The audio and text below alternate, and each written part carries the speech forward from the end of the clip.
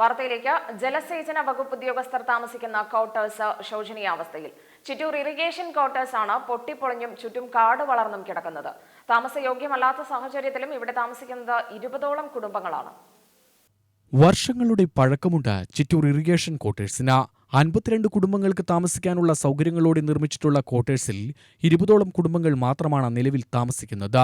ഇതിൽ ഭൂരിഭാഗവും തിരുവനന്തപുരം, കൊല്ലം, കോട്ടയം തുടങ്ങി ദൂരസ്ഥലങ്ങളിൽ നിന്ന് ചിറ്റൂരിൽ ജോലിക്കെത്തുന്നവരും കുടുംബാംഗങ്ങളുമാണ്. നിവൃത്തികേടുകൊണ്ടാണ് ക്വാർട്ടേഴ്സിൽ താമസിക്കുന്നതെന്ന് പറയാതിരിക്കാൻ ഇവർക്ക് കഴിയില്ല. കാരണം കെട്ടിടത്തിന്റെ ശോചനീയാവസ്ഥ തന്നെ. ഏത് നിമിഷവും നിലം പൊത്താവുന്ന മുറികളിലാണ് ജീവനക്കാർ കുടുംബത്തോടൊപ്പം താമസിക്കുന്നത്. ക്വാർട്ടേഴ്സിന്റെ നാലുപാടും ടാർപോളിൻ കൊണ്ട് മറച്ച നിലയിലാണ്. ജനലുകൾ പൊട്ടിപ്പൊളിഞ്ഞ സ്ഥിതിയുണ്ട്. ക്വാർട്ടേഴ്സിന് ചുറ്റും പാഴ്ചെടികൾ വളർന്നിരിക്കുന്നതിനാൽ ഇഴജന്തുക്കൾ സ്ഥിരം സന്ദർശകരാണ്. പണി ജലസേചന ഓഫീസിലാണെങ്കിലും വെള്ളത്തിന്റെ കാര്യത്തിലും 8ന്റെ പണി കിട്ടിയ അവസ്ഥയിലാണിവർ. വെള്ളമെടുക്കാനായി പുറത്തു സ്ഥാപിച്ച ടാങ്കിലെ ചോർച്ച ഇനിയും പരിഹരിക്കപ്പെട്ടിട്ടില്ല. ഇതുകൂടാതെ അടഞ്ഞുകിടക്കുന്ന മുറികൾക്കുൾപ്പെടെ വാട്ടർ ബില്ലും വൈദ്യുതി ബില്ലും അടയ്ക്കണം.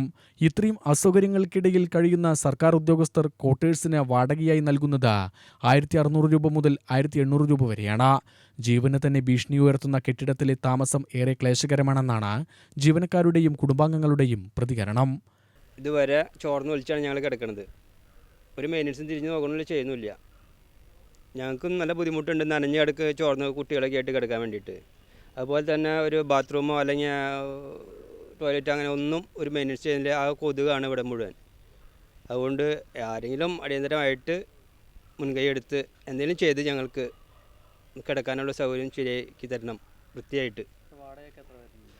3000 റുപ്യോളം ഇപ്പോൾ വാടക കൊടുക്കുന്നുണ്ട്. 3000-3500 റുപ്യക്ക് വാടക കൊടുക്കുന്നുണ്ട്. വെള്ളത്തിൻ്റെ കാശ് കൊടുക്കുന്നുണ്ട്, കറണ്ടിൻ്റെ കാശ് കൊടുക്കുന്നുണ്ട്. എന്നിങ്ങനെ എല്ലാം ഞങ്ങൾ ചെയ്യുന്നുണ്ട്. പക്ഷേ ഞങ്ങൾക്ക് ഈ കൊതുകും പൊടിയും കാരണം അസുഖങ്ങളേ ഉള്ളൂ ശരിക്കും.